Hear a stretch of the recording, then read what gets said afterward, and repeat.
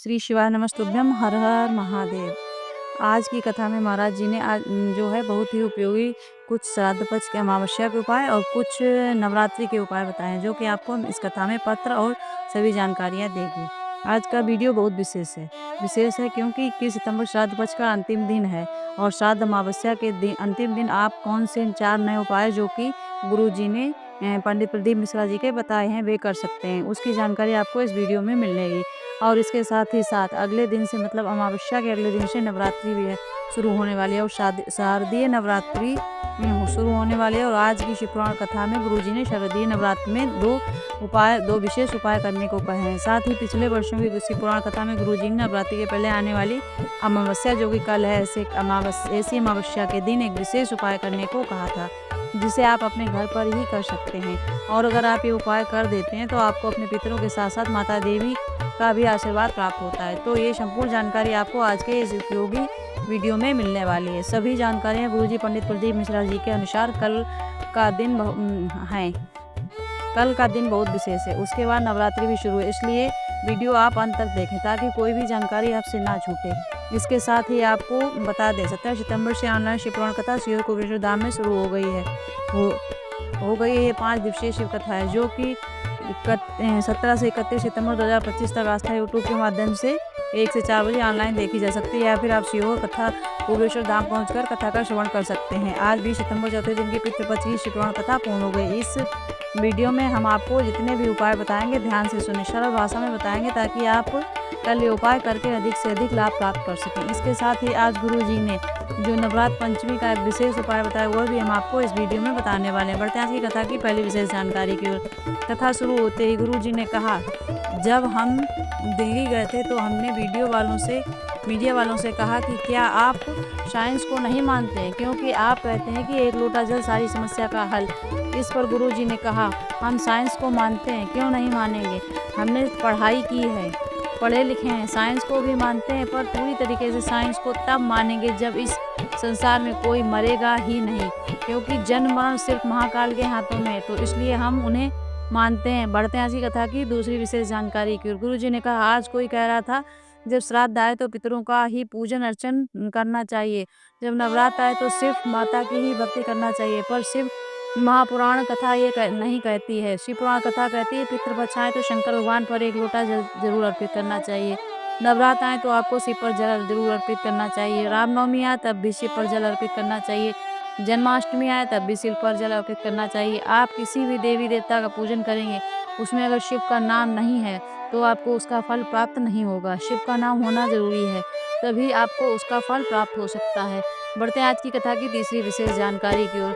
और हम आपको बता दें, जैसे कि हम नवरात्रि जब व्रत रहते हैं तो उसमें गौर भी स्थापित की जाती है, गौरा माता स्थापित की जाती है। तो केवल माता रानी नहीं स्थापित की जाती है, उसके साथ में शंकर भगवान भी बैठते हैं, गणेश जी भी बैठते हैं उनकी गोद में, तो गौर तभी पूरी होती है।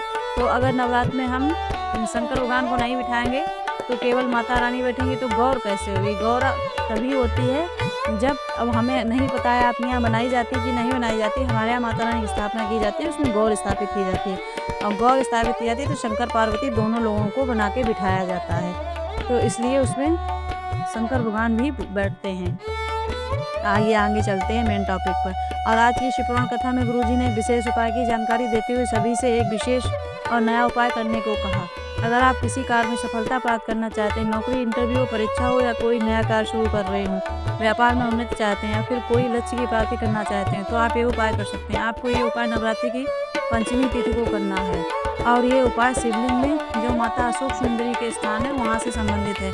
आपको एक लाल पुष्प लेना है और इस लाल पुष्प को आपको शिवलिंग में जो माता अशोक सुंदरी का स्थान है होता है वहाँ पर अर्पित कर देना है। इसके बाद शिवलिंग में जो माता पार्वती का हस्तकमल होता है, शिवलिंग का जो कटीय भाग होता है, वहाँ पर आपको 7 लाल चंदन की बिंदी लगा देनी है। कहाँ लगानी है, उपाय कैसे करना है आपको हम इस वीडियो में बता रहे हैं, तो आप समझ सकते हैं, आपको आसानी से समझ में आ जाएगा। इसके बाद आपको अपनी कामना करते हुए, अपने लक्ष्य का ध्यान करते हुए, या फिर व्यापार वृद्धि चाहते हैं उसकी कामना करते हुए, मतलब जिस उद्देश्य के लिए आपने उपाय किया है उसका ध्यान करते हुए आपको एक कलश जल शिवलिंग को अर्पित कर देना है। बस इतना ही करना है। बढ़ते हैं आज की कथा की चौथी विशेष जानकारी। गुरु जी ने कहा कि नवरात्र के पहले आने वाली अमावस्या जो होती है उसमें एक सरल उपाय अपने पितरों को देवी माँ की कृपा प्राप्त करने के लिए अपने घर पर ही किया जाता है। ये गुरु जी ने पिछले वर्ष की शिप्रा कथा का एक अचूक उपाय है जिसे आपको कल जरूर करना है। इस उपाय के अंतर्गत एक कटोरी में चावल ले लेना है, आपके घर के ही चावल लें और उसमें आपको कपूर डाल देना है। एक कपूर की डीली भी डालेंगे तो भी पर्याप्त है, थोड़ा सा कपूर डाल दें। इसके बाद इसे आप अपने घर के मुख्य द्वार के पास रख दें, बाहर ना रख पाएँ, बाहर रख सकते हैं तो बाहर रख दें। अगर बाहर कोई जानवर खा ले या मुंह लगा दे ऐसा लगता है तो आप मुख्य द्वार के पास अंदर की ओर भी रख सकते हैं। अगर आप मुख्य द्वार में भी नहीं रखना चाहते हैं तो आप अपने घर के में पानी का जो पात्र होता है वहाँ पर रख सकते हैं, पानी का जो परिंदा होता है वहाँ पर रख सकते हैं। आजकल जो आरओ लगे होते हैं वहाँ पर रख सकते हैं। पितरों का स्थान होता है वहाँ पर पानी के पात्र के पास रख सकते हैं। रखना अमावस्या की रात्रि को है, शाम के बाद आप रख सकते हैं, रात भर रखे रहने देना है और अगली सुबह जो होगी वह नवरात्रि की सुबह होगी। उस सुबह आपको उस कपूर को स्नान करने के बाद, नहाने के बाद, अच्छे कपड़े पहनने के बाद आपको उस कपूर को प्रज्वलित कर देना है। कपूर जब पूरा ठंडा हो जाए उसके बाद जो चावल के दाने उसे आपको पक्षियों के लिए रख देना है। छत में डाल सकते हैं या फिर जहाँ पर भी पक्षी आते हैं आपके घर में वहाँ पर आप वह चावल के दाने डाल सकते हैं। ऐसा करने से आपके पितर जो जाते हैं वो आशीर्वाद देकर जाते हैं और माता जो आती हैं माता आपको आशीर्वाद प्रदान करती हैं। जीवन में सुख समृद्धि देखने को मिलती है और जीवन में दुख तकलीफ कष्ट दूर हो जाते हैं। और हम आपको बता दें नवरात्रि आने वाली, नवरात्रि के पिछले साल के कुछ उपाय हैं जो हम आपको बता रहे हैं। पिछले साल महाराज जी ने एक कथा में, अभी चैत की कथा में ही बताया था कि अगर पति पत्नी में बहुत झगड़ा चल रहा है, तनाव चल रहा है, कलेश चल रहा है और बात तलाक तक पहुंच गई तो आप माता रानी के मंदिर में लाल झंडा लगवाएं और बहुत ही ज़्यादा तलाक तक पहुंच गई तो उस झंडे में मक्खन लगा के उस झंडे को माता रानी के मंदिर में लगवाएं। आपका तलाक अगर हो रहा होगा तब भी नहीं होगा और झगड़ा चल रहा होगा तो सब सही हो जाएगा। ऐसा माता रानी के मंदिर में करने से होएगा।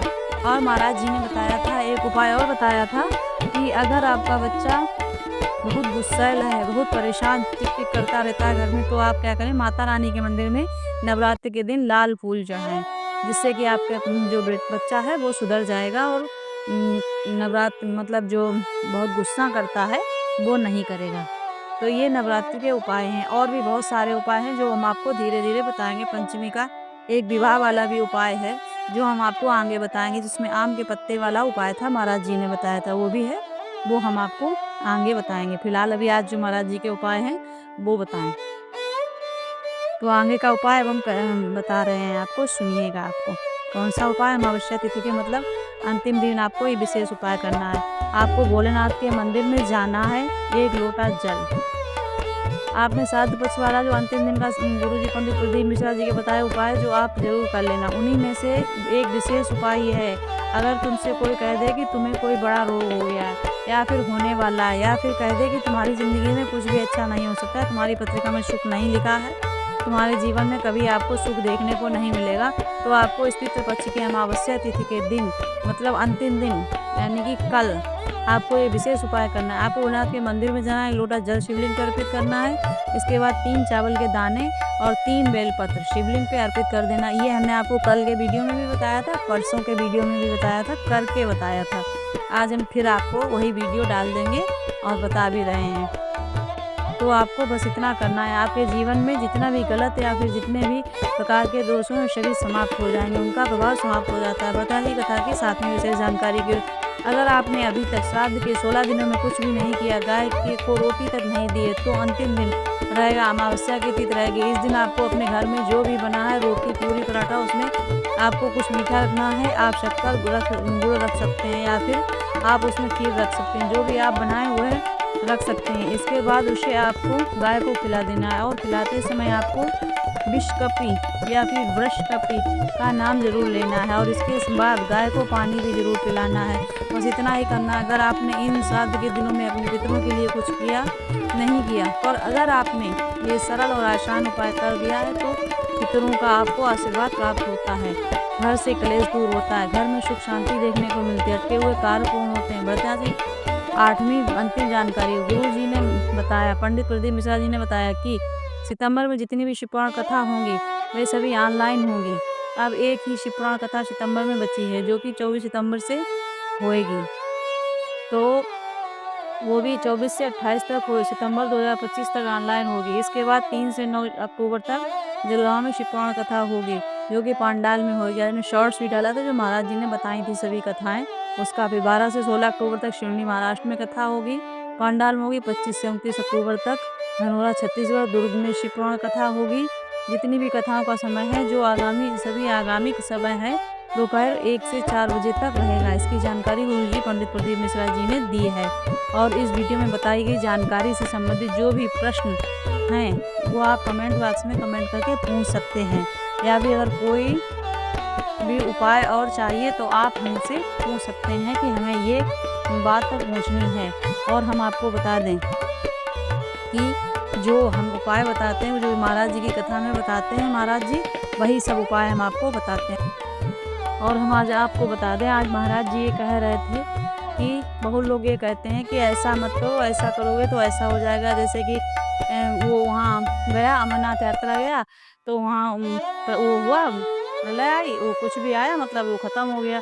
या फिर कोई तीर्थ करने जा रहा था, एक्सीडेंट हुआ, मर गया, तो तीर्थ ना करो, पूजा ना करो। तो उसमें महाराज जी ये कह रहे थे, देखिए जहाँ आपकी मृत्यु लिखी है और जैसे लिखी है, ये हम भी कहते हैं, महाराज जी क्या कहते हैं, हमारी भी आजमाई हुई बात है कि अगर आपकी मृत्यु जहाँ लिखी है, जिस समय लिखी है, आप कुछ भी करें, आपको काल आपका वहाँ पर लेके जाएगा। चाहे आप भगवान की पूजा करते हैं, नहीं करते हैं, या कुछ भी करते हैं, लेकिन जो हमारी मृत्यु का समय है, और हाँ अगर मृत्यु योग बन रहे हैं तो वो हमारे पूजा पाठ से हट जाते हैं। हाँ, मृत्यु योग होते हैं, जैसे बहुत लोगों की मृत्यु नहीं होती लेकिन योग होते हैं, लोग पूजा पाठ नहीं करते हैं तो उनकी तब भी मृत्यु हो जाती है। लेकिन जब निश्चित है भगवान के हाथ से कि आज, जैसे कल आज 21 है, 22 है और 10:10 पे आपकी मृत्यु है, तो कुछ भी आप कर लें, दुनिया इधर से अगर मृत्यु का समय निश्चित आ गया तो कोई टाल नहीं सकता, और जब तक नहीं आई तब तक कोई मार नहीं सकता। तो पूजा पाठ ये है कि भगवान की पूजा पाठ कीजिए, भोले बाबा का कीजिए स्मरण, पूजा कीजिए, तो उससे क्या होता है कि हमें कष्ट कम झेलना पड़ता है। और दूसरी बात, कष्ट तो जीवन में जो लिखा है वो होएगा ही, तब भी हमारी जैसे भगवान हमारे लिए रास्ते बनाता रहता है, क्योंकि हमारी जो लाइफ में हुआ है वो हमने आजमाया है, और हमारे फैमिली मेम्बर्स भी हैं, हम नाम नहीं खोल सकते, ऐसे ऐसे कष्ट आए हैं कि जो जिनसे पूजा के बल पे ही वो निकल गए हैं। तो आप भगवान की पूजा ज़रूर कीजिए, स्मरण कीजिए और भगवान का नाम जाप कीजिए, जिसकी भी आप पूजा करते हैं। अगर आप माता रानी की करते हैं तो माता रानी कीजिए। अच्छा, नवरात्र के बाद 10 पड़ रहे हैं, जो पहली बार नवरात्र रहना चाहते हैं तो वो नवरात्र शुरू कर सकते हैं इस बार से। बहुत ही अच्छे नवरात्र पड़ रहे हैं। अब की बार शारदीय नवरात्र जो है 10 पड़ रहे हैं, यानी कि पूरे 9 दिन रहना है, उसके बाद में कन्या खिलाई जाएंगी। तो इस तरीके से 22 से शुरू होएंगे, 22, 23, 24, 25, 26, 27, 28, 29, 30, 9 दिन हो गए। एक को कन्या खिलाई जाएंगी, लेकिन जो लोग पूरे रहते हैं एक को भी पारायण कर सकते हैं, बट 2 को ज़्यादा शुभ बताया जा रहा है। पारायण करना जो है वो शुभ बताया जा रहा है। जो परिवार में रहते हैं वो 1 को पारायण कर सकते हैं, क्योंकि दशहरा जो है वो 2 को है। तो जो पूरे रहते हैं तो वैसे भी नवमी तक रहते, 10वीं को करते हैं, तो सुबह जल्दी उठ के विसर्जन, जो आप माता मिट्टी की अगर मूर्ति लाते हैं या वैसे बिठाई जाती है करके, तो कर सकते हैं। अगर आपको और कोई जानकारी चाहिए तो आप कमेंट बॉक्स में कमेंट करके पूछ सकते हैं। हर हर महादेव।